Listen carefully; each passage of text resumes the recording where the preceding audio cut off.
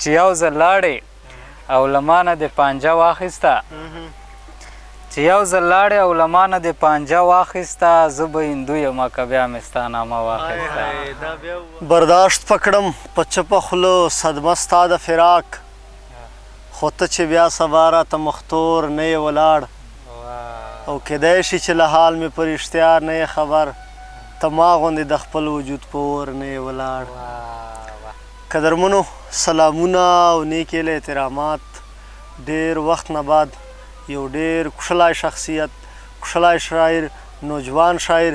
ذیشان نصیر صاحب مو موندلی ده او ناست یو دلته د ګمبلې په غاړې باندې دا یې خپله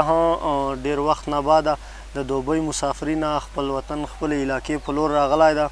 خواهش مو چې د سره مرکه ریکارډ کو او د نه چې داسې کلام وارو چې د موږ مینوال د موږ پښتانه ورونه هم خوند ورنه واخلي ډېرې خبرې نه کوو ذیشان نصیر صاحب ته موقع ورکوو چې خپلو مینوالو سره یو څو خبرې هم وکړي او خپل خوندور کلام موږ ته پیش کړي السلام علیکم اول خو تاسو ډېره مننه کوم چې د لنډ تنګ وخت چې مو وخت راکړی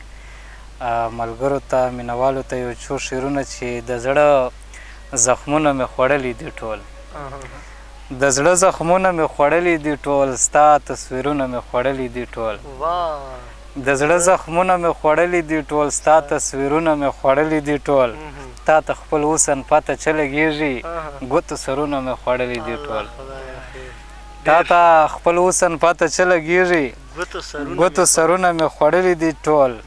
بیا چاته درس د مینې نه ورکوم خپل کتابونه مې خوړلي دي ټول بیا چاته درس د مینې نه ورکوم خپل کتابونه مې خوړلي دي ټول رقیب غماز او بیروخي د جانان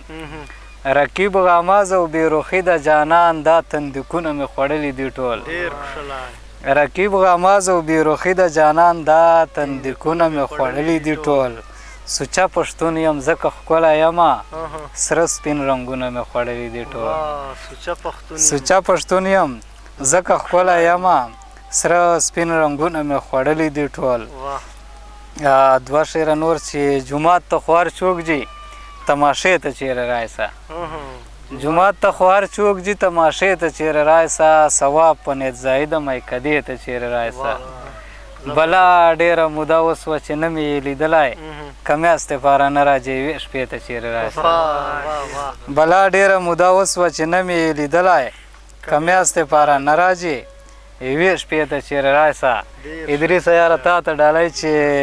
چې یو ځل لاړې او له مانه دې پانجه واخیسته چې یو ځل لاړې او له مانه دې پانجه واخیسته زه به هندو یم که بیا مې ستا نامه واخیسته چې یو ځل لاړې او له مانه دې پانجه واخیسته زه به هندو یم که بیا مې ستا نامه واخیسته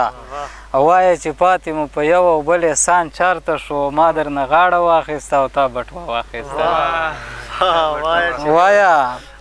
وایه چې پاتې مو په یو او بل احسان چارته شو ما درنه غاړه واخیسته او تا بټوه واخیسته